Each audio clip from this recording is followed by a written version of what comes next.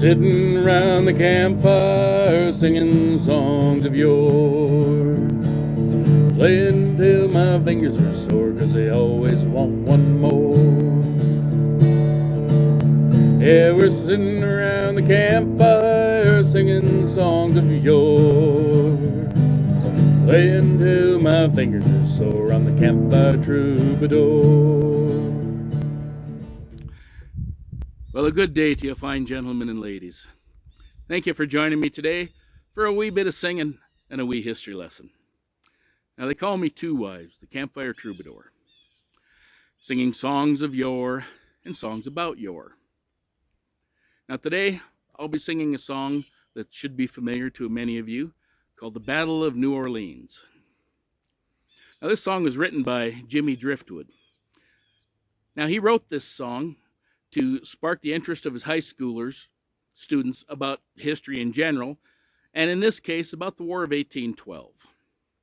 The song originally had well over 50 verses, of which he usually sang about 20 random verses each time he played the song in class, so it was never the same twice. So, in order to make it under the 3-minute time limit for radio airplay in 1959, Johnny Horton picked out 4 verses, the chorus, and the refrain. This is a version that most of us are familiar with today. And the song actually clocks in at like 2 minutes and 20-some seconds. Now, through research, I've been able to recover another 7 verses of this song.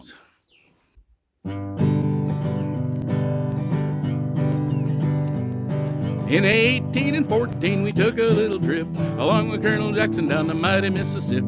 We took along some bacon and we took along some beans, and we met the bloody British near the town called New Orleans. We fired our guns and the British kept it coming, but there wasn't nigh as many as there was a while ago.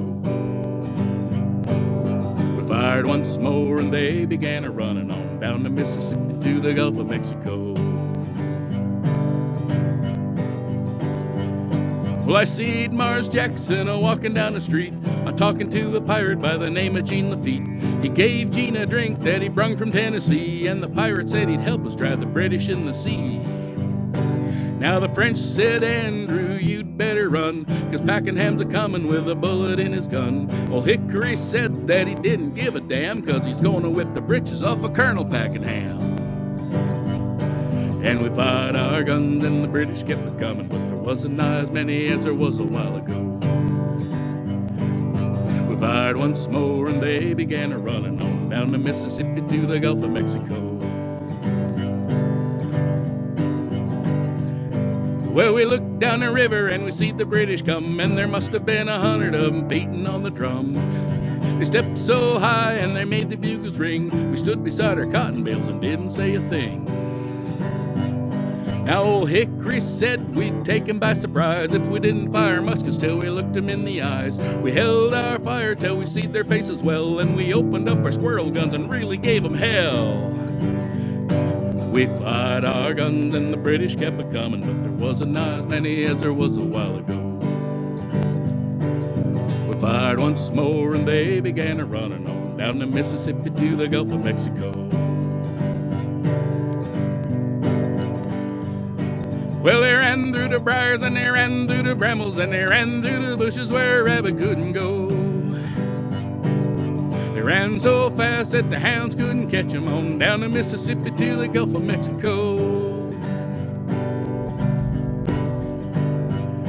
We fired our cannons till the barrel melted down, so we grabbed an alligator and we fought another round.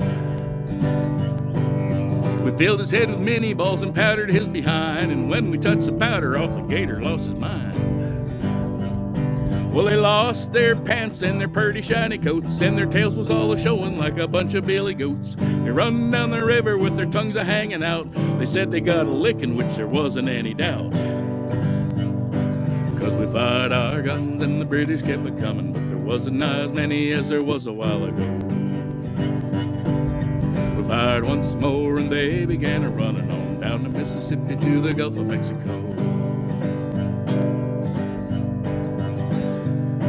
Well, we marched back to town in our dirty ragged pants. We danced all night with them pretty girls from France. We couldn't understand them, but they had the sweetest charm. We understood them better when we got them in our arms.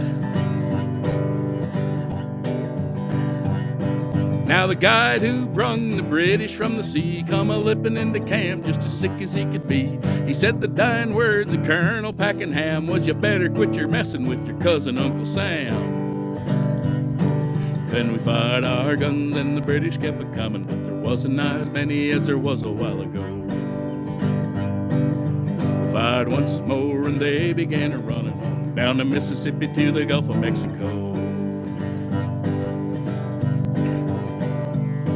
Well, we'll march back home, but we'll never be content till we make old Hickory the people's president. And every time we think about the bacon and the beans, we'll think about the fun we had way down in New Orleans, where we fired our guns and the British kept a-comin', but there wasn't as many as there was a while ago. We fired once more and they began a-runnin' on down the Mississippi to the Gulf of Mexico. Yeah, they ran through the briars and they ran through the brambles and they ran through the bushes where a rabbit couldn't go. They ran so fast that the hounds couldn't catch them on down the Mississippi to the Gulf of Mexico. And we fired our guns and the British kept a-comin', but there wasn't as many as there was a while ago. We fired once more and they began a-runnin' on down the Mississippi to the Gulf of Mexico.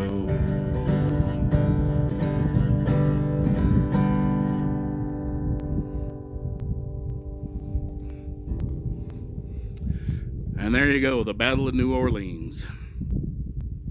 Well, thank you for joining me today, and I hope you enjoyed our time together and mayhap even just learned a little bit. Until we meet again, I remain your humble servant, Two Wives, the Campfire Troubadour.